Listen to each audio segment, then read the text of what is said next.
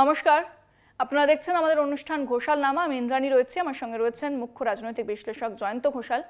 এবার যে খবরের দিকে নজর রাখবো অত্যন্ত গুরুত্বপূর্ণ, যেটা জানা যাচ্ছে যে ভারতে আসতে পারেন রাশিয়া প্রেসিডেন্ট ভ্লাদিমির পুতিন। এবং আমরা জানি যে দোভাল তিনি মস্কোতে গিয়েছিলেন, সেখানে দেখা করেছেন, বৈঠক করেছেন। এবার কিন্তু পুতিন ভারতে আসতে পারেন, অর্থাৎ এই যে ভারত আমেরিকা শুল্ক যুদ্ধের আবহে যে খবর সামনে এসেছে যে পুতিন ভারতে আসতে পারেন, এটা কতটা আমেরিকার জন্য, আমেরিকাকে চাপে রাখবে এবং ভারতের জন্যই বা কতটা গুরুত্বপূর্ণ, এবং রাশিয়ার সঙ্গে আবারও নতুন করে একটা সমীকরণ তৈরি হচ্ছে ভারতের এবং ঘনিষ্ঠতা বাড়ছে রাশিয়া এবং ভারতের, এমনটাই কিন্তু বিশেষজ্ঞ মহলও মনে করছে। আমি জয়ন্তর কাছে আসবো। জয়ন্ত, তাহলে আমেরিকা কতটা চাপে থাকবে যদি ভারত এবং রাশিয়ার ঘনিষ্ঠতা বাড়ে?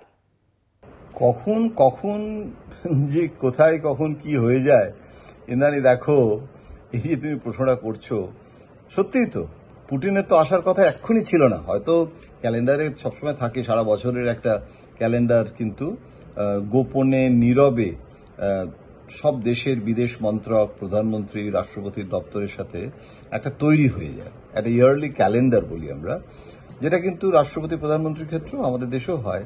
এই যে পুটিনের হয়তো আসার কথাটা আলোচনা চলছিল, এখন এই সময় পুটিনের এই ভিজিটটা, যে পুটিন আসবে বলে জানিয়েছে, এবং সেটা কিন্তু অজিত ডোভালের যে মস্কো যাওয়া, সেখানে কিন্তু পুটিনের আসার যে সম্ভাবনা সেটাকে ত্বরান্বিত করছে। তাহলে দেখুন, যখন ট্রাম্পের সাথে এই যে শুল্ক নিয়ে একটা বিবাদ, একটা লড়াইয়ের কার্যত পরিণত হচ্ছে, এবং ট্রাম্পও একটা দেখাচ্ছে যে দেখো আমার একটা সাংঘাতিক শক্তি প্রদর্শন, সেখানে ভারতও পিছিয়ে নেই, ভারতও তার শক্তি প্রদর্শন করছে এবং ভারতও একা নেই। এবং সেখানে অজিত ডোভালকে মস্কো পাঠানো, নরেন্দ্র মোদী নিজের চীন সফরে যাওয়া, মানে কথা ঘোষণা করা হয়েছে। এখন এগুলো কিন্তু চীন এবং রাশিয়া একটা অক্ষ, এবং যেটা মার্কিন যুক্তরাষ্ট্রের বিরুদ্ধে এই অক্ষ কাজ করছে। এবং ট্রাম্প খুব ইনকনসিস্টেন্ট, কোনো সন্দেহ নেই। মনে রাখতে হবে যে ট্রাম্প যখন এবার ক্ষমতায় এলো, পুটিনের সাথে গলায় জড়িয়ে দিয়ে বন্ধুত্ব করলো, বরং ইউক্রেনকে ডেকে অনেক ধমক টমক দিল। আবার কিছুদিনের মধ্যেই দেখা গেল যে যখন ইউরোপীয় ইউনিয়ন এবং অন্যান্য দেশ যখন মোত্তা মারছে, তখন ট্রাম্প কিরকম একটা অদ্ভুতভাবে মানে একটা ডিগবাজি দিল। এই যে ট্রাম্পের কূটনৈতিক ডিগবাজি, সেটা কি হবে সেটা পরের কথা, কিন্তু ভারতও কিন্তু অপশনগুলো সব খোলা রাখছে।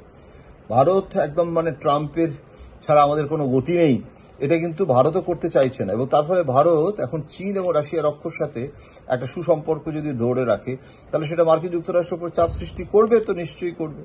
সুতরাং পুটিনের ভারত সফর, ভারত কিন্তু এটা আচমকা করছে তা না। একটা জিনিস ভুলে গেলে চলবে না, যে এসসিও, এই যে সাংহাই কোঅপারেশন অর্গানাইজেশন, এটা তো চীনের উদ্যোগেই তো মূলত সংগঠন তৈরি হয়। সেখানে রাশিয়া সদস্য, সেখানে আবার আমেরিকা নেই। তো এসসিওর বৈঠকটা আমেরিকা সবসময় চেয়েছিল। আমার মনে আছে G20 যখন সামিট হলো ভারতে হোস্ট, তার আগে এসসিও ছিল, ভার্চুয়াল মিটিং হয়েছিল, কিন্তু আমেরিকা চেয়েছিল বৈঠকটা যাতে না হয়।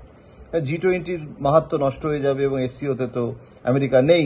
ভারত কিন্তু বন্ধ করেনি, এবং সেই এসসিওতে কে আছে? পাকিস্তান আছে, এবং সেখানে তালিবানি মানে বিদেশমন্ত্রী, মানে আমাদের আফগানিস্তান আছে। এখন এই জিনিসটা কিন্তু আজকে ট্রাম্পের সাথে কলহ এবং ট্রাম্পের এই অদ্ভুত আচরণ, শুল্ক নিয়ে একটা অদ্ভুত টেরার যাকে বলা হয়, শুল্ক সন্ত্রাস, সেটা যে ভারত মোকাবিলা করতে পারছে, কারণ ভারত একা নেই। একটা তো আমেরিকার এই পলিসিটাই খুব আমেরিকাকে আরো আইসোলেট করছে, এবং আমেরিকা এই আইসোলেশন পলিসিতে ইচ্ছাকৃতভাবে যেতে চাইছে মার্কিন যুক্তরাষ্ট্রের মানে ডোমেস্টিক সাপোর্টটা আদায় করার জন্য।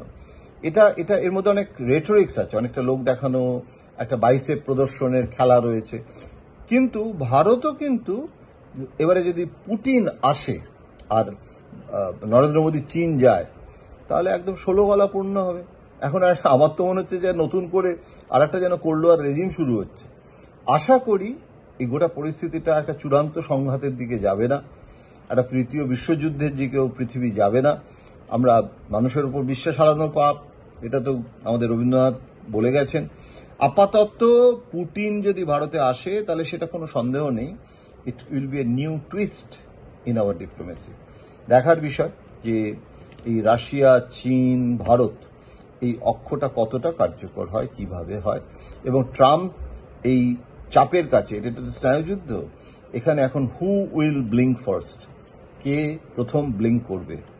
চলুন আপনারা অপেক্ষা করুন, আমিও অপেক্ষা করি, ততদিন আমাদের আলাপ আলোচনা তো চলতেই থাকবে। নমস্কার। আমি জয়ন্তদাকে অনেক ধন্যবাদ জানাবো। আপনারা দেখছিলেন আমাদের অনুষ্ঠান ঘোষালনামা। জয়ন্তদা বিশ্লেষণ আপনারা শোনেন এবং বেশ কিছু গুরুত্বপূর্ণ খবর নিয়ে আমরা আলোচনা করি। আজকের অনুষ্ঠান এখানেই শেষ করছি। পরবর্তী গুরুত্বপূর্ণ খবরের জন্য নজর রাখতে হবে কলকাতা টিভি এবং কলকাতা টিভি ডিজিটাল এবং অবশ্যই আমাদের অনুষ্ঠান ঘোষালনামাতে। দেখতে থাকুন কলকাতা টিভি, রাত ৩, ৭ দিন।